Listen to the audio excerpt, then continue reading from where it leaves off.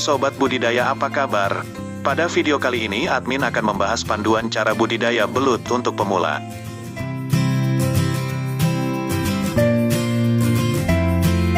Belut mulai banyak dibudidayakan karena semakin lama permintaan pasar semakin meningkat. Selain bisa dibuat belut balado, binatang air tawar ini juga bisa dijadikan aneka olahan lainnya seperti keripik ataupun dibakar. Rasanya yang lezat dan memiliki kandungan gizi yang tinggi semakin diminati oleh masyarakat umum. Oleh karenanya, semakin banyak yang ingin menjadikan belut sebagai bisnis dengan cara membudidayakannya. Sobat bisa mempelajari panduan budidaya ternak belut terlebih dulu sebelum memulai. Cara membudidayakan belut memang masih termasuk mudah tapi punya teknik yang berbeda dari beternak ikan lainnya. Banyak hal yang masih harus dipelajari agar hasil budidaya belut ini nantinya menghasilkan anakan yang berkualitas. Berikut panduan cara budidaya belut untuk pemula yang baik dan benar versi Budidaya Channel.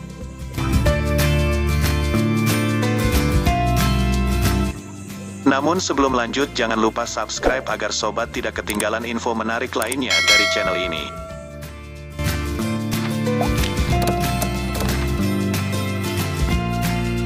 Satu. Menyiapkan kolam.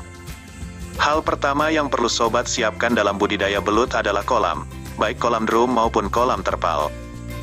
Keduanya memiliki kelebihan dan kekurangan. Jika sobat ingin membudidayakan belut di kolam drum, lakukanlah cara berikut ini. Pertama, bersihkan tong atau drum sampai bersih terutama pada bagian dalamnya, lalu buat lubang memanjang pada drum. Tempatkan drum tersebut pada tanah yang datar serta beri pengganjal pada kanan dan kiri agar drum tidak terguling. Oh ya, jangan lupa buatkan saluran pembuangan air di bawah drum. Sobat juga dapat membuat peneduh dari sinar matahari agar belut tidak kepanasan.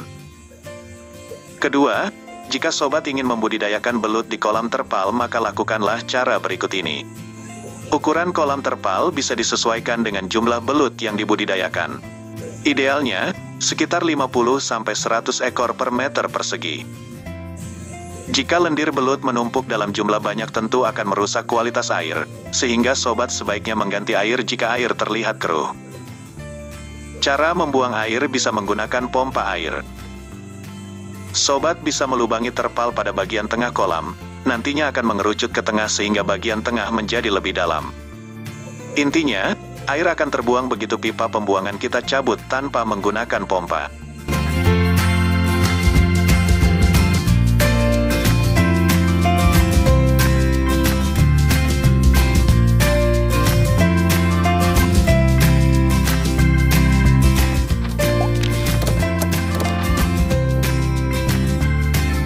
Dua.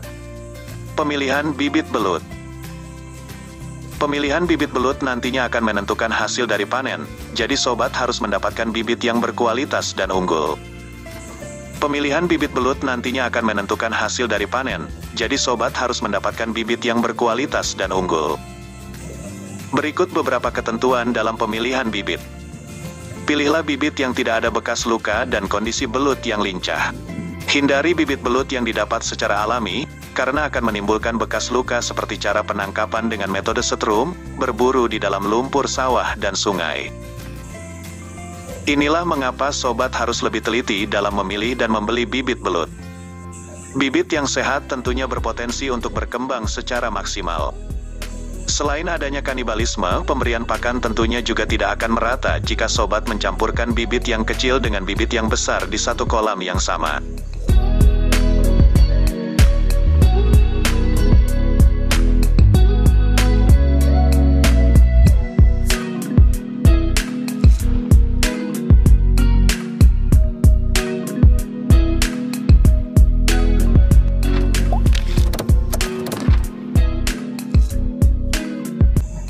Tiga. Memberikan pakan yang tepat. Pakan selalu menjadi faktor penting dalam proses budidaya.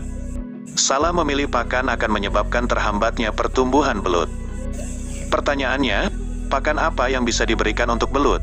Sobat boleh memilih salah satu dari dua jenis pakan, yaitu pakan hidup atau pakan mati. Macam-macam pakan hidup untuk belut kecil yakni zooplankton, cacing, kutu air, kecebong, larva ikan, serangga, dan lain-lain.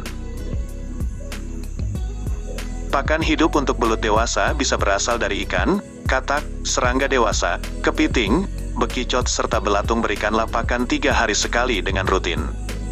Lazimnya, belut akan makan pada saat hari sudah mulai gelap. Sebaiknya, pakan yang akan sobat berikan untuk belut dikacah terlebih dahulu.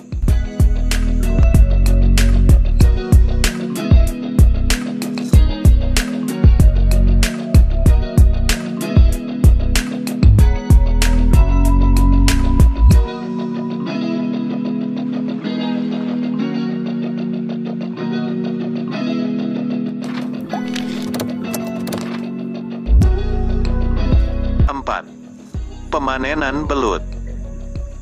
Proses pemanenan belut sebenarnya tidak memiliki takaran dan masa panen, karena mau sekecil apapun belut tetap bisa dinikmati dan bergizi tinggi. Namun agar panen yang didapati dalam jumlah maksimal, maka bisa melakukan panen setelah 3 hingga 4 bulan masa pemeliharaan. Setelah 3-4 bulan, masa panen, belut akan berukuran 7-12 cm. Sobat dapat menjualnya dengan harga Rp55.000 per kilogram. Isi setiap 1 kilogram sebanyak 76-111 ekor. Jika yang dijual adalah belut konsumsi, sobat bisa menjual dengan harga Rp32.000 per kilogram. Isi per kilogramnya antara 4-6 ekor. Cara memanen belut dapat dilakukan dengan 2 cara, yaitu panen sebagian atau dipanen secara total. Kalau sobat melakukan panen sebagian, artinya sobat-sobat menyisakan belut berukuran kecil untuk membesarkan kembali.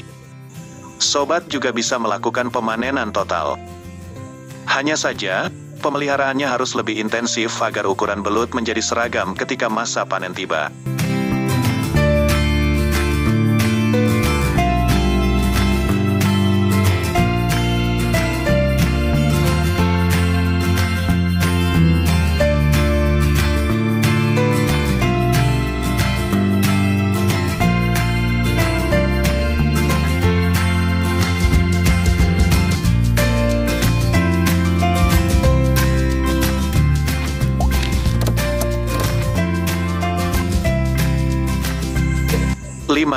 Cara memasarkan belut.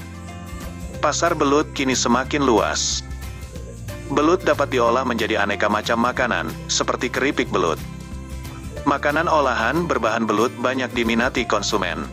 Itulah alasan banyak orang yang mencari belut untuk dijual lagi dalam bentuk olahan. Melihat hal tersebut, pemasaran belut terbilang mudah. Sobat bisa menjualnya langsung pada konsumen, menitipkan ke supermarket atau kamu bisa menjualnya pada tengkulak. Namun, menjual pada tengkulak cenderung lebih banyak merugikan dibandingkan dengan menjualnya langsung. Itulah panduan cara budidaya ikan belut untuk pemula. Selamat mencoba!